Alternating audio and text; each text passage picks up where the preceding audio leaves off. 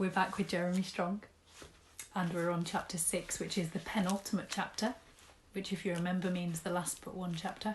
It's gone fast, hasn't it, this time? And we're on chapter 6, which is Mud and Muddled. Here we go. Let's find out if Granny and Lancelot managed to get married. We dashed round to the Tug's drive, where his new car stood polished and gleaming, even if it did have one or two go-faster pigeon droppings on the side. We piled inside. And I mean piled, because Mrs. Tug came with us, and she's, well, on the large side. Imagine a large green jelly with eyes, and you're not far off imagining Mrs. Tug, except that this jelly can waddle. Mrs. Tug always wears green. There they are, crammed into the little car.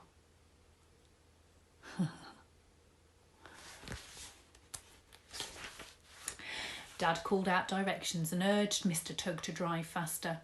"I'm already doing 30, Mr. Tug hissed. "Do you want them to get married?" "Of course not." "Then you'll have to go faster than 30. All right. And with that, Mr. Tug put his foot down, and before long they were doing at least 35. We reached Cotsman's Field just in time to see the hot air balloon taking off. It was a wonderful sight. The giant rainbow-coloured canopy was rising above the hedges. We could see some people in the wicker basket hanging beneath the balloon. There you go, there's a picture of the balloon. Can you see it? Dad and Mr. Tug underneath. We leapt from the car and Dad and Mr. Tug went pounding across the field after the balloon, while Mum and the jelly stood watching helplessly. "Go on, Granny," yelled Mum. "Good luck. Have a good wedding." "That's just what I think," murmured Mrs. Tug. "Good luck to them, I say. I don't know why my husband thinks they're being silly. I think he's the silly one. He's the silliest man I know. I mean, fancy cutting your grass with nail scissors." "He's not as silly as my husband, Ronald," declared Mum. "Look at him running about after a balloon, just like a little child." "Come back," yelled Dad, but the balloon was already drifting away, faster than he could run. "Quick, back to the car," yelled Dad to Mr. Tug, and they came pounding back across the field. Before we knew it, they'd jumped in the car and gone racing down the road after the balloon, leaving the rest of us stranded. "I like that," muttered Mum. "Typical men.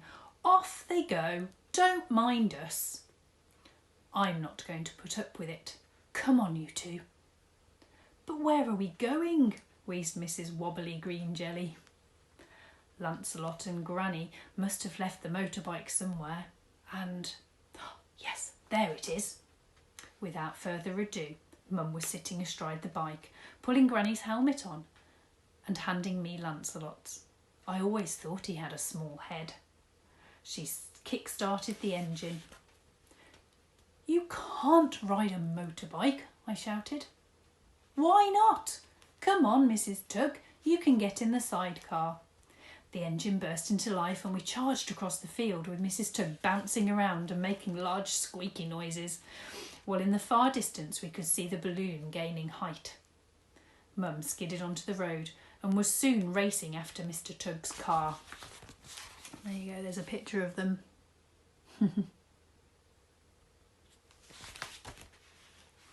You can imagine Dad's surprise when we went zooming past at high speed. Mrs. Tug was actually beginning to enjoy herself at that point.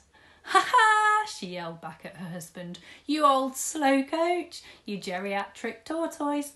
Faster, faster," she yelled to Mum, as she beat the side of the motorbike with one hand as if it was a horse. "Gee up!" Dad was furious, and so was Mr. Tug. They came after us and soon we were racing neck and neck. We were even catching up with the balloon. "I can see them," yelled Dad, standing on his seat and leaning out of the sunroof. "They're both on board and there's a vicar with them. We've got to stop them. Get closer." Seen close up, the balloon was enormous and very exciting. The burners roared and spat tongues of fire and flame into the canopy as it drifted just ahead of us. Granny and Lancelot watched fearfully as we caught up with them. A long rope trailed down from the basket, and I had just noticed this when Dad grabbed hold of it. A moment later, we were being lifted from the car. He was being lifted from the car. "Stop the wedding! I object!" he yelled, and he started shinning up the rope like some crazy stuntman. "I'm coming to get you, Mother. 007 is coming to the rescue." And he began to sing the James Bond music at the top volume. Da-nan, da-nan, da-nan, da-nan, da-nan. Because of Dad's weight, the balloon seemed to be having difficulty in gaining height and drifted away to the side of the road. Mr. Tugg almost crashed his new car trying to go after it and managed to screech to a halt in the nick of time. Mum just raced on, bursting through an open farm gate and into a field, which for some peculiar reason seemed to be full of cars and big flashy trucks and slogans like Morgan's Motocross written on their sides. We skidded between parked cars, drove straight across someone's picnic, much to their surprise, and went zooming on with several cheese sandwiches stuck to our wheels and flapping about like little flags. A moment later, Mum went crashing through some ticker tape, and we found ourselves surrounded by an angry wasp's nest of junior motocross bikers buzzing around. Their chunky tyres sent big flabs of mud flying through the air, and in a trice we were all splattered from head to toe. Mrs. Green Jelly turned into Mrs. Mud Pie, although she was still just as wobbly. I could hardly see, and Mum fought to control the big bike amongst the little motocross bikers that were swarming about us. There's a picture of the chaos. Can you see them all? There they are on the motorbike. There's Dad, and up here I've got Granny and Lancelot. Half of them were so surprised to see us that they shot right off the track and ended up buried in the surrounding bushes. Meanwhile, the balloon was still struggling over our heads, with Dad hanging onto the rope and swinging backwards and forwards among the astonished bikers, like a ball amongst skittles. Every so often he'd go crashing up against some poor kid on a motorbike and send them both hurtling into the undergrowth. All this might have gone on for hours, except that the race marshals brought the race to a halt, leaving our motorbike stuck in a large puddle and surrounded by angry officials, fuming parents and several crying children who complained that we'd cheated.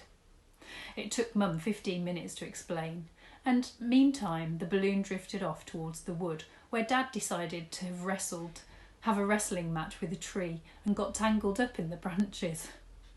The rope twanged taut and the balloon couldn't go any further. Suddenly the situation was quite dangerous. The balloon was straining at the rope and threatening to crash amongst the tree tops, where the branches would instantly rip the canopy to shreds and the basket would tip everyone to the ground. Then Sir Lancelot came to the rescue. He climbed over the side of the basket, slid down the rope to Dad and cut the rope free. The balloon jerked clear of the trees and went drifting majestically away, along with the vicar, Granny and the crew, leaving Dad and Lancelot clinging to the treetops. Granny called to them sadly across the empty sky. "Lancelot, my brave knight, come back. I love you." There they are, look.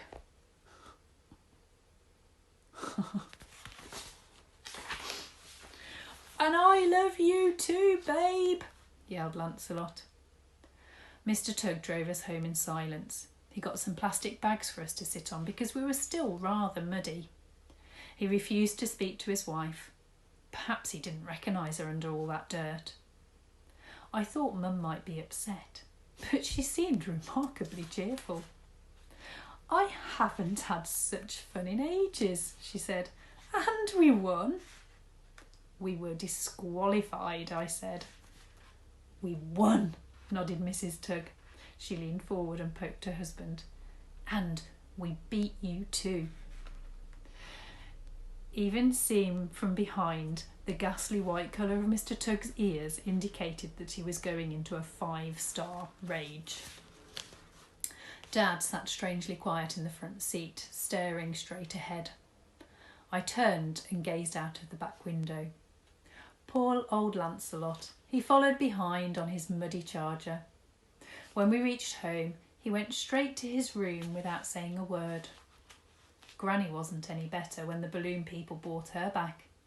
You should have seen the look she gave Dad. She didn't look daggers. She looked huge, murderous spears. And like Lancelot, she didn't speak. She went upstairs and shut herself in her room. "Well now," said Mum, "I think you and your mother have something to sort out, Ronald." Dad simply grunted. I have never known the house so quiet. Granny is still shut upstairs, and Dad sitting in an armchair staring silently into space. The really weird thing is that, even though the house is so still, it feels as if something is about to happen. That's a bit of a dun dun dun moment, isn't it? So there you go, there's the eerie silence in the house. So I wonder what is about to happen. Poor old Granny and Lancelot still haven't managed to get married, have they? I'm not going to tell you what the next chapter's called because I think it might spoil the surprise. So tomorrow is chapter 7 and that is our last chapter of this book, and then we'll be having a little vote to see what we want to read next. So look forward to seeing you again tomorrow. Work hard, have a go at all the tasks your teachers have been setting you on Google Classrooms and Doodle Maths and Doodle English. And I hope you're all staying safe and well. I'll see you again for the next chapter tomorrow. Bye now.